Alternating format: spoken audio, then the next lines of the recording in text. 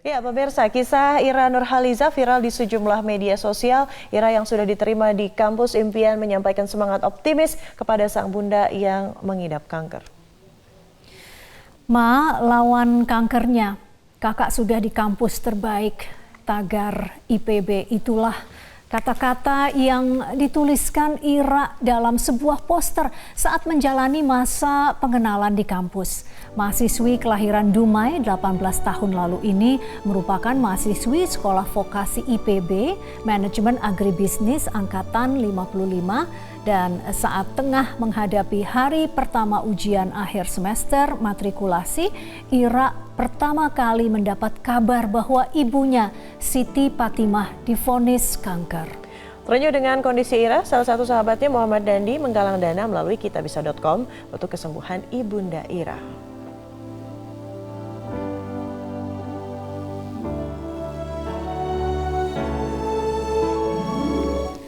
Warganet pun sangat tersentuh dengan aksi Ira untuk sang bunda. Mereka memberikan semangat untuk Ira agar bisa sembuh dari sakitnya. Ibunda Ira maksudnya ya. Kita lihat ini dia yang sudah kami cuplik begitu. Ini dia fotonya ya.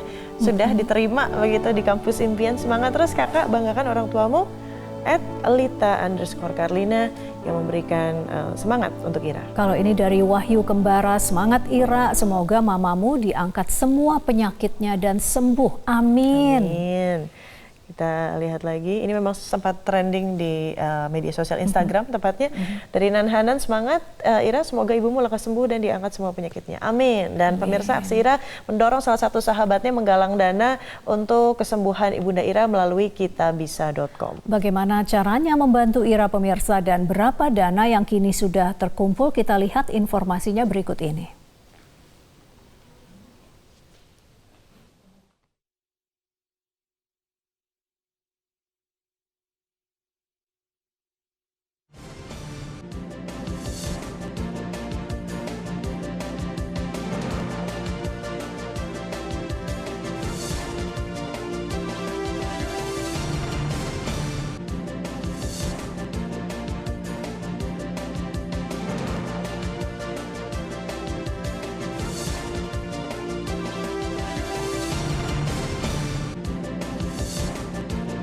Pemirsa, ibunda Ira Nurhaliza diketahui mengidap kanker serviks, dan untuk mengetahui lebih dalam tentang penyakit kanker serviks telah hadir di studio dokter spesialis penyakit dalam, konsultan hematologi dan onkologi medik Nadia Ayu Mulansari. Selamat siang, Dok. Dokter Nadia, selamat datang di Newsline. Tadi kita sama-sama menyimak kisah Ira, mahasiswi IPB yang ibundanya mengidap kanker serviks. Kita ingin membedah lebih jauh, mengenal lebih jauh kanker serviks ini. Masih bisa dideteksi secara lebih dini tidak? Karena kan kalau kanker biasanya sudah stadium lanjut baru bisa ketahuan. Bagaimana dengan kanker serviks? Ya, baik, terima kasih Mbak Vivi. Jadi memang kanker serviks ini salah satu kanker yang sangat bisa deteksi dengan dini karena ada banyak metode pemeriksaan.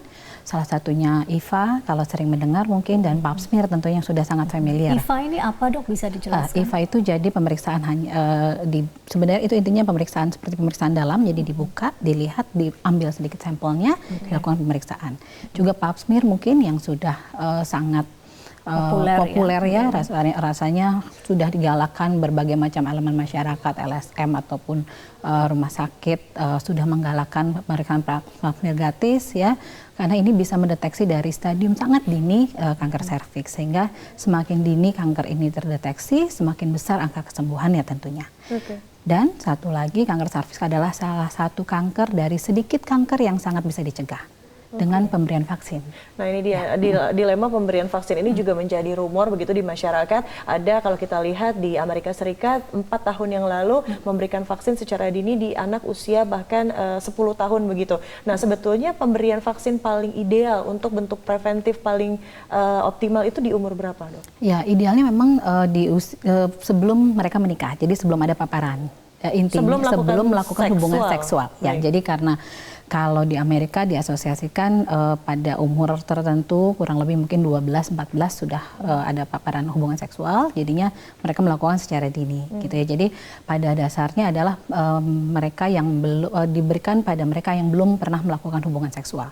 Jadi itu efektifnya dilakukan seperti itu. Oke, tapi kalau yang sudah melakukan hubungan seksual secara aktif, berarti harus segera untuk divaksin atau diperiksa terlebih dahulu? Periksa dulu, pap smear boleh, lalu periksa kalau mungkin diperiksa virusnya, karena pap smear sekarang otomatis ada pemeriksaan virus juga, atau dilakukan IVA juga pemeriksaan virus. Bila tidak terdeteksi bisa dilakukan vaksin juga tetap. Tapi banyak sekali pertanyaannya ya. Ini kan terkait dengan organ reproduksi kami begitu ya. Nah, ini mendeteksinya supaya kami lebih peka begitu ya terhadap gejala-gejala kanker serviks itu ada tanda-tandanya nggak, Dok ya? Seringnya kalau karena itu di serviks kita sangat menekankan deteksi dini dan juga preventif, karena seringnya hampir semua kanker mungkin ya Mbak Vi, Mbak Widya, karena kalau sudah lanjut dia biasanya baru bergejala. Jadi kalau serviks misalnya unexplained bleeding di antara 2 siklus menstruasi, heavy bleeding ya, atau di antara 2 siklus ada mens yang banyak atau mens yang memanjang, itu kita khawatirkan ada sesuatu di organ reproduksi kita, tidak hanya serviks tapi juga mungkin yang lain ya. Paling sering serviks tentunya. Nah, terkadang kalau sudah sampai mengeluarkan gejala, seringnya stadiumnya sudah lebih lanjut gitu. Karena memang stadium awal in situ atau yang masih sangat lokal sekali atau masih stadium awal sekali sering tidak bergejala. Seringnya tidak bergejala. Ya berarti memang pencegahannya adalah deteksi dini gitu ya. Nah, katakanlah untuk anak-anak yang memang belum terpapar begitu hubungan seksual. Nah, itu kapan dan berapa kalanya harus memeriksakan diri secara berkala begitu? Pap smear dikerjakan untuk yang sudah melakukan hubungan seksual. Jadi yang sudah aktif melakukan hubungan seksual harus melakukan pap smear. Kalau dilakukan pemeriksaan virus, seandainya virusnya negatif, maka diberikan vaksin. Dan angka kekerapan pemeriksaan pap smearnya lebih jauh. Tapi kalau sudah ada virus, setahun sekali harus dicek. Tapi kalau pap smear sendiri, kalau untuk yang sudah menikah itu? Iya, itu untuk yang sudah menikah. Kalau dia virusnya negatif, bisa lebih jarang. Tapi kalau virusnya positif, harus lebih sering. Jadi setahun sekali, 6 sampai 1 tahun sekali harus dikerjakan. Kalau jarang itu setahun berapa kali? Ada yang mengatakan 5 tahun, ada yang mengatakan bahkan kalau 0 itu 10 tahun. Jadi ada beberapa referensi. Berarti ini sangat personal ya Widya ya. Masing-masing kasus ini berbeda begitu. Penanganannya pun berbeda begitu. Karena kan juga ada, walaupun ini bukan keturunan ya, kanker itu untuk serviks. Ini yang banyak harus dikonfirmasi. Begitu banyak rumor, spekulasi, 1 turunan, 2 kanker serviks bisa menular melalui penggunaan toilet umum misalnya. Tolong dikonfirmasi, Dok, apa sebetulnya penyebab utama, dan jadi jangan jatuhnya parno begitu, karena kita masuk toilet umum, harus memang bersih begitu, tapi selalu ada stigma bahwa toilet umum bisa menularkan HPV.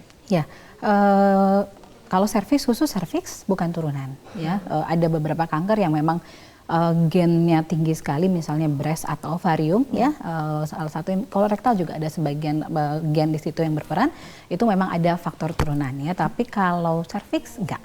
Kalau serviks lebih ke hubungan seksual jadinya. Jadi penularannya, jadi karena dia basicnya adalah virus ya. Sebentar, ada perbedaan, tadi Anda mengatakan kanker ovarium dan kanker serviks. Perbedaan terbesarnya apa, Dok? Ovarium itu kalau di organ reproduksi kita, ovarium itu ada 2 di kiri kanan, serviks itu leher rahim. Leher rahim itu di bagian bawahnya dari rahimnya. Nah, kalau leher rahim ini lebih berperan adalah yang tadi saya katakan, itu dari hubungan seksual biasanya. Jadi karena ada virus, karena itu bisa ada prevensi, dikasih vaksin antivirusnya itu, sehingga diharapkan tidak terkena virus tersebut yang kemudian berkembang menjadi kanker di kemudian harinya. Seperti juga hepatitis B misalnya, yang bisa menjadi kanker hati, itu ada virusnya, jadi bisa diprevensi juga, dilakukan hepatitis B vaksin supaya nanti tidak terkena virus hepatitis B yang menjadi hepatitis B kronis lalu menjadi kanker hati. Demikian juga serviks. Berarti belum terlalu terlambat ya begitu ya, kalau sampai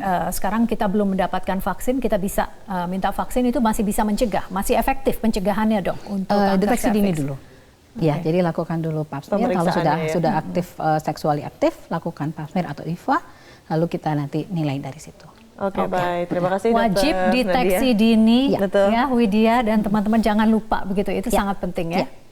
Dr. Nadia, terima kasih sudah berbagi informasi di Newsline.